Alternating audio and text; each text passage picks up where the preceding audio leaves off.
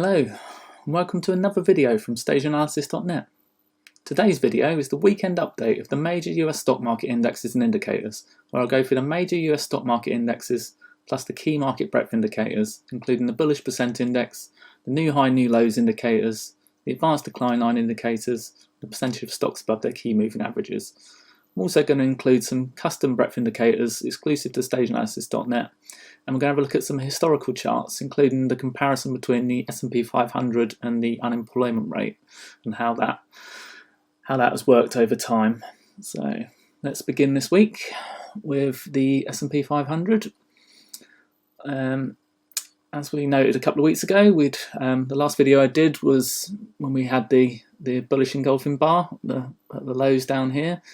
I noticed obviously noted the market bottom, but obviously we've now moved higher for a couple of weeks, and we've now retraced around 50% on the majority of the markets. If you can see the Dow over here, the Nasdaq 100 also, and the small caps less so, but generally most of the key major indexes have pulled up towards around 50% of what they gave up with the original breakdown.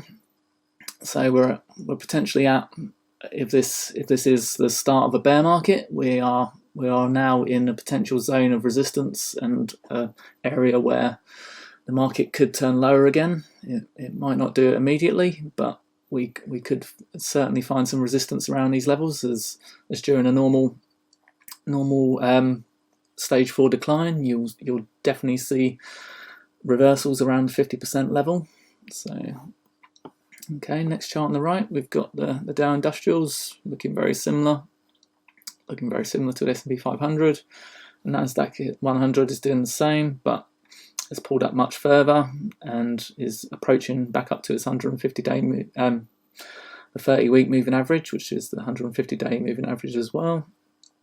It's started to underperform the S&P 500 the last few weeks, as you can see, but it's been outperforming for a long time. Small caps finally broke out of its lower range and has moved up again, but it's obviously much weaker than the rest of the market still, so not great, and it's a long way below the resistance from its breakdown level, so that one's not looking brilliant. Next, we've got the 7 to 10 year Treasuries chart. This remains in stage 2, approaching the highs still. Had a minor pullback this week, and it's been relative performance for the last few weeks during the market rally has been weakening, but it's generally remained near its highs, so it's not giving up the ghost yet. Gold this week, on the other hand, we had, this is the continuous contract, I've now been told. It's not spot gold chart actually on stock charts. So the continuous contract chart actually had a breakout to new highs. Spot gold didn't break out to new highs, but obviously we had a 6% move on the week here, with obviously futures breaking out, so it's good for me. I was obviously half my portfolio is in gold at the moment. But next, we've got light crude oil down the bottom here, remains in stage 4, had another 20% down week, so still looking really shaky down here. Copper also in stage 4, small rebound of only 3%, so obviously it's not pricing in any dramatic economic recovery as yet. Moving on.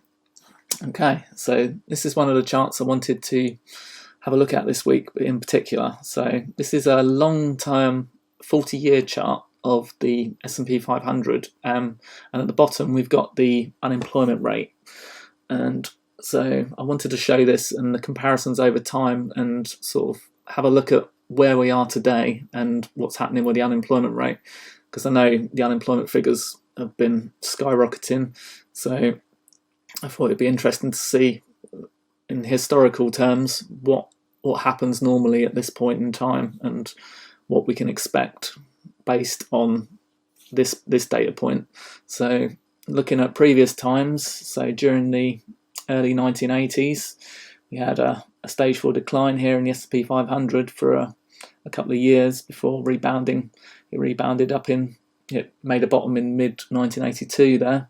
So the unemployment rate was in an uptrend throughout that period, and So the bottom was made a couple of years into that, but as you can see, the unemployment rate continued to rise following the bottom. So the market made new highs while unemployment was still making highs itself. So we didn't start trending lower again until mid 1983 here. So whereas the market had already made new highs at that point, and it then obviously stagnated for a while.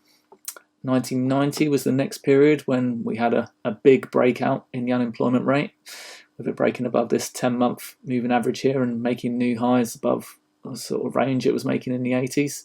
Actually, let's go back a little bit here.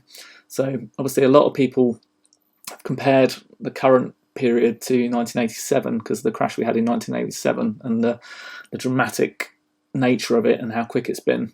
But as you can see from this data point, the unemployment rate in 1987 actually didn't, it only had a tiny blip during that period and continued lower again following it. So compared to the current period where we've had a massive spike, and this data is a month behind the actual market data here, so actually we're probably much higher now. So as you can see, in terms of unemployment, it's dramatically different. There was no spike in unemployment in 1987, whereas there's been a massive spike in unemployment recently. So we've got more of a 1987 was more of a market crisis, whereas this seems to be more of an economic crisis. So that could obviously have ramifications for whether this is a longer stage 4 decline or a short stage 4 decline. So let's move on. Let's go back to the early 90s here. We had in 1990 the unemployment rate broke out again strongly, but the market did actually bottom quite soon after that and obviously started making new highs. So in this period the unemployment rate was rising and the market was rising. The next one we got was in 2001, where the unemployment rate broke out again and then started strongly rising.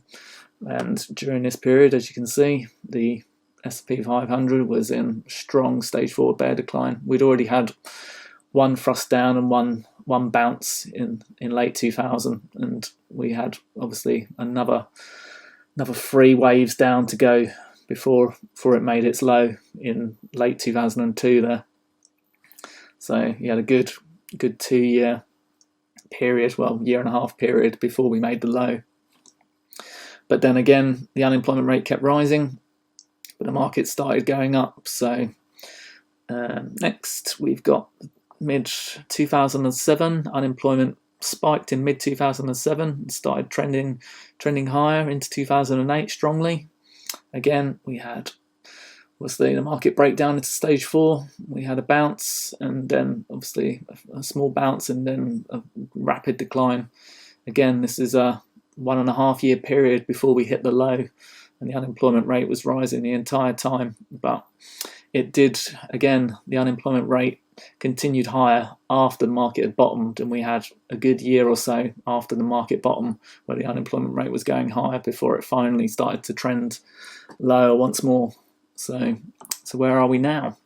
So currently in 2020 we've had a massive spike, and as I said, this data is a month behind. So I know from obviously what I've read elsewhere that this rate is obviously spiking dramatically. So obviously we are well above any kind of point here where it could be considered like a false breakout. It's a long way above that area. So with the unemployment rate going up, we've got 3 out of 4 periods previously where the market low wasn't made for at least a year and a half. So with only one period where it broke out and then had a brief stage 4 decline before moving higher. So obviously that's 3 out of 4 where we've had a strong stage 4 decline for a long period. So obviously this is a strongly negative data point for whether this bounce is going to hold up and whether we're going to continue higher back into stage 1 and stage 2 again. So obviously I wanted to highlight this week because it's a very interesting chart. Okay. Next, we've got the percentage of stocks above the 150-day moving average. So this is something a custom chart I do each week, and I calculate each sector in the market, each of the major sectors, and obviously the percentage of stocks that are above their 150-day moving average, and then chart them using a scale of 0 to 100%. And on the right hand side, I have some notes for, so below 40% is bearish, above 60% is bullish. Basically, the middle ranges of neutral plus and neutral minus are obviously when we're in stage 1 and stage 3 generally. So looking at the moment, we've moved off the lows from the last week, where everything was, majority of sectors and the markets were under 10%. We've started to break out this week with the strong move in the market, with technology, basic materials, consumer staples, and healthcare breaking above the key 30% level that we watch. And utilities had a big move this week of over 20% out of the bottom range, back into the 20% range here. So all sectors are looking positive currently, but we're still well in the bearish range. So this, obviously below 40%, is stage 4 territory. So at the end of here, we have the NYSE and the Nasdaq versions, which is just the combined of all of these. So again, both of these are in the 10 to 20% range here. Let's have a look at the actual figures for these. So energy remains the weakest sector, with only 4.78% of stocks above the 150-day moving average, and healthcare remains the strongest sector currently, as you can imagine, due to the stocks that are involved in what's going on in the crisis. And utilities has popped up this week with a huge 26.44% move. So, but healthcare had a strong move as well, 14%. Financials, which is the biggest sector by far, only had a 2.7% move this week. I think that's quite telling. The fact that financials is still down at only 6% here, because it is by far the largest sector of all of these. So utilities has got like a tenth of the amount of stocks that the financial sector has, for example. So the big move in utilities is obviously not as important as obviously a big move in financials would be. So other sectors that had big moves this week, though, were technology, which is another reasonably big sector, which is a good sign. It's now up to 18%. And basic materials, which is a reasonably smallish sector. It's up another 8% there.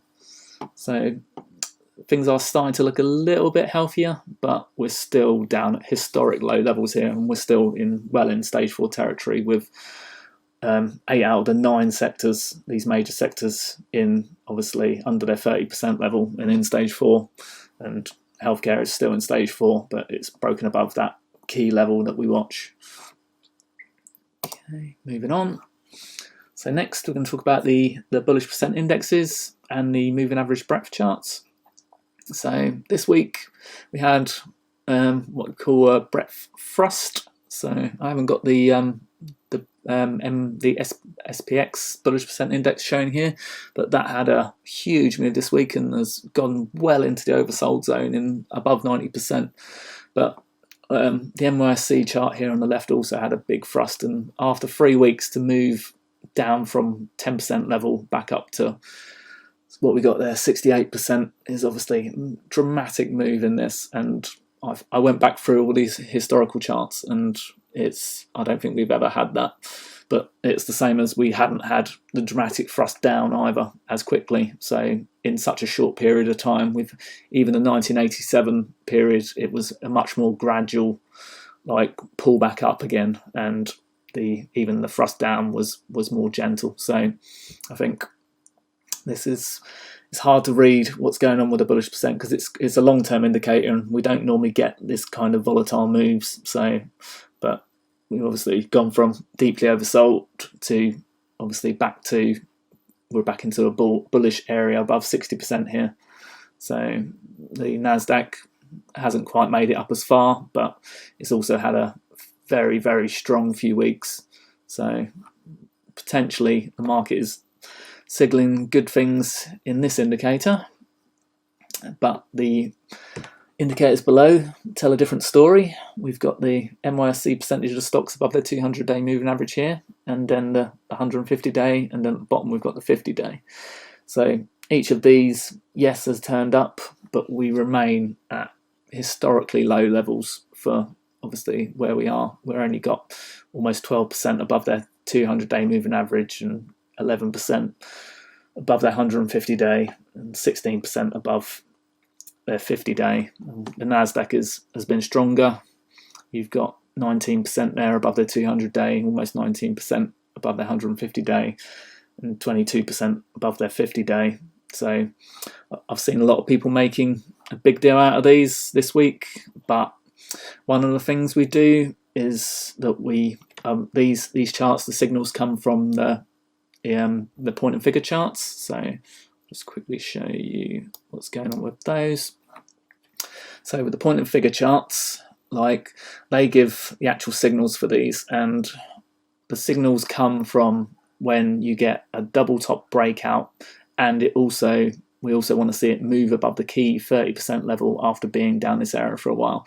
So at the moment we're literally only on the 150-day moving average chart here. All we've done is reverse to a column of X's, which obviously, so we're just in a bear correction phase down here, but we would need to move to another column of O's and then break out above the column of X's to make a double top breakout. So there's no, or we could make a low pole reversal and obviously break out above the 40% level here.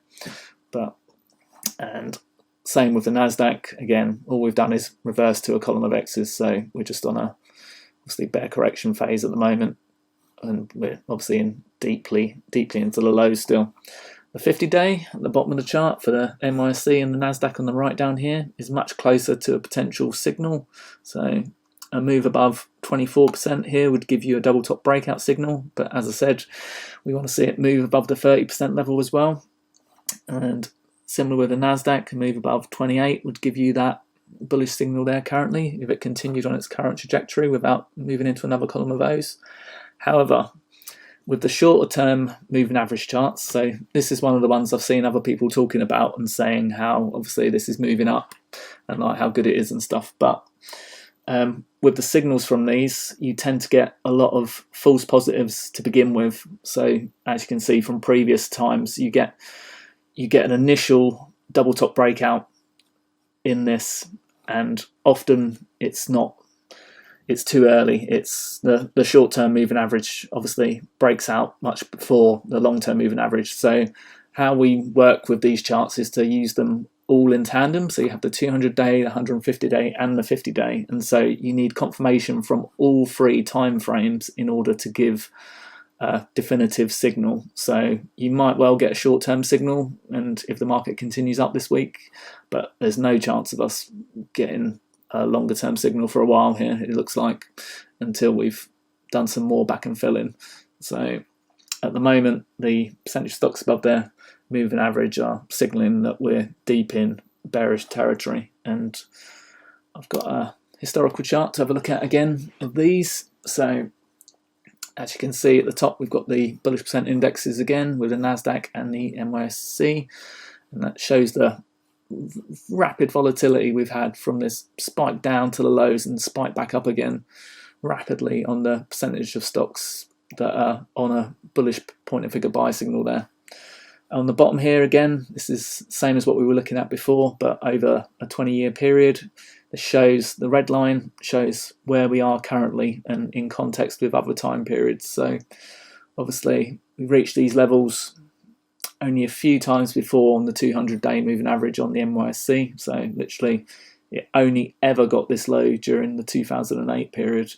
So whereas the 50-day has got down to this level a few times over that period. But again, as you can see, from a historical standpoint, it's still in deeply oversold levels, and it goes to show the magnitude of the move that we've had, and obviously the amount of technical damage that's been done to the majority of stocks. The fact that they, even with a 50% bounce in the market, that only 12% are above their 200-day moving average still. So market has got a lot of work to do before it can get back to stage one, and no chance of getting anywhere near stage two for a long time yet. So again, Nasdaq on the right here, it it may have got down. It may have bounced a little bit more. We may be down in the period down area down here that we've seen near other lows. But as you can see, we need to. The bottoms are made, and they're not generally made with straight spikes. They're generally made with some grinding and back and filling, and literally a single spike up here would be quite a rare occurrence for us to actually suddenly move back to obviously very high levels. We're probably going to have to grind down in the lows for a long time. Okay. Next, we've got the NYSE advanced decline line. And so, as you can see, we've made a small breakout with a higher low here, but we still remain below the declining 50-day moving average on the cumulative. Excuse me. And on the lower chart down here, this is the momentum index. So the top one is the 10-day moving average momentum index. So this is the short-term chart, and the bottom is the 200-day moving average momentum index. So this is the momentum index that's talked about in Stan Weinstein's book. And as you can see, we obviously, after the breakdown in February here, we've had a minor breakout here this week, and the short term remains above the zero line, so it's obviously showing some positives.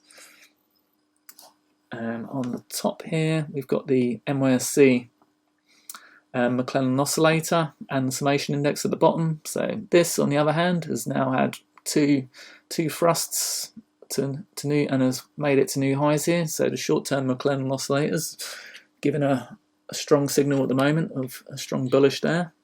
The summation index made a small little low here and is moving higher again. So it's moving on to a potential bullish signal, but remains below the zero line. One of my favourite ones here for signals, which is the cumulative EMA 10-day moving average and 30-day moving average. So the crossovers in this I find very useful for signals, and we have not crossed over yet still. So this remains on a negative signal currently.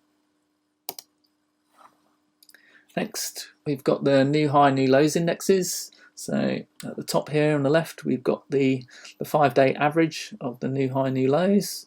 As you can see, we are pulling back up. We're getting closer to the zero line with minus 480 at the moment.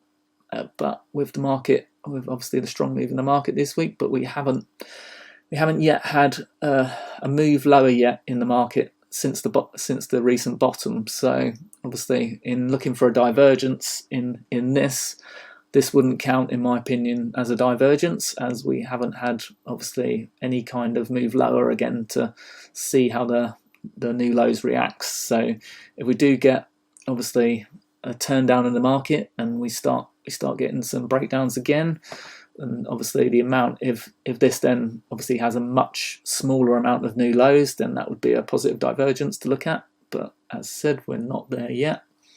The cumulative line remains down at the lows. It's starting to flatten out a little bit, like we saw in the 2019. It started to flatten out down here, but we remain dramatically below the 50-day moving average, and obviously there's no new highs currently, so it's not moving up. So as you can see from the individual charts down here, the grey area is the amount of new highs, and that remains ridiculously low. There was only 12 and 17.